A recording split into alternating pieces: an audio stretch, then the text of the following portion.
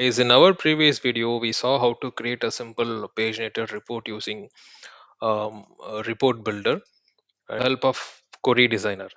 Today, we'll see how to get a DAX query directly from the Power BI desktop and how to create a paginated report out of it.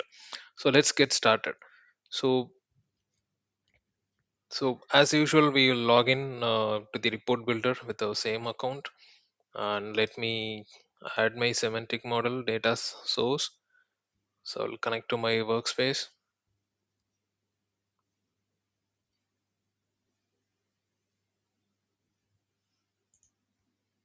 I will select my data set. And now here in data set, we'll add this data. Okay, so now last time we went into query designer and we designed our own report. We dragged and drop our dimensions and measures from the left hand side panel. We came up with our own report. We even added few filters at the top. But today, uh, instead of using the query designer, we are going to directly pass the query over here. So for that, we'll go back to the Power BI desktop. So let's say I have a simple tabular report over here with category, subcategory, product, and total sales. So I'll have to get the DAX query behind this. So I'll go to Performance Analyzer to do that. I'll start recording this, refresh the visual. And if I get into this table, which is nothing but this table visual, you could see I have this option to copy the query. Okay. So let me stop this. I'll come out of it. So now if I go back to report builder, I can directly pass the query over here to get me actual report. So I can validate it if required, or I can directly, yeah, it says successful. I can directly go ahead and click OK. So now that should give me all the list of available dimensions and measures in that DAX query. So this uh, option is preferred if you are having if you have any complex report created in Power BI with complex filter calculations or logics. So you don't have to put effort in recreating that report over here in report builder with all this filters, measures, and all this. So you can directly get the DAX query from Power BI desktop, and we can just pass it to the data set over here. So for such scenarios, this option would be preferable. Okay, so now let me add all these fields to a simple tabular report. So I have come up with this title, logo, and a simple tabular report. I can quickly run and see a quick preview of it. So you could see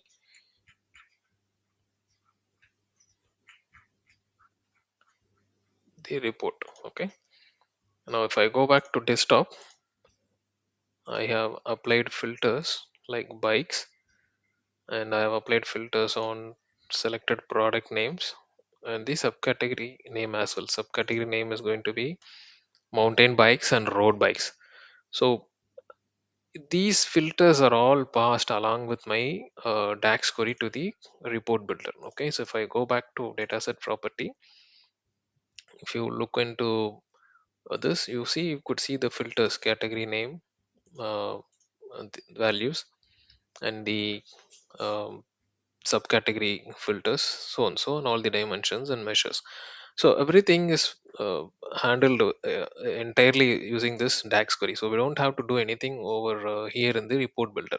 And that is why when I run this report, you could see the report is already filtered out. Like, I'm seeing only data for bikes and mountain bikes and road bikes, and for the selected set of products which are already filtered.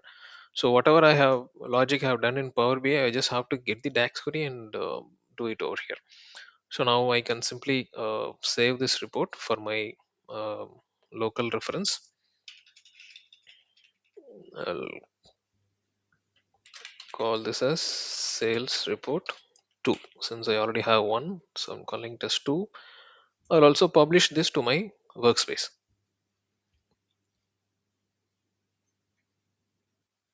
So let me select my workspace. I'll give a name sales report underscore 2. Publish. Now let's go back to the workspace, demo workspace, and I should see a report called sales report 2. Okay, let's open that. So we should see a simple report with 15 rows, which pre-filtered as per our Power BI filter criteria: bikes and mountain bikes and road bikes. So as earlier, we will also see similar options over here since this was built using a report builder. So you have an option to edit in report builder. You also have an option to download report. You will get an RTL file, so which you can do edit in your local report builder, and you can publish it back later to the workspaces. So hope you got some basic understanding of how to use DAX within a report builder. Please do let me know in the comment section for any clarification. Thanks for watching.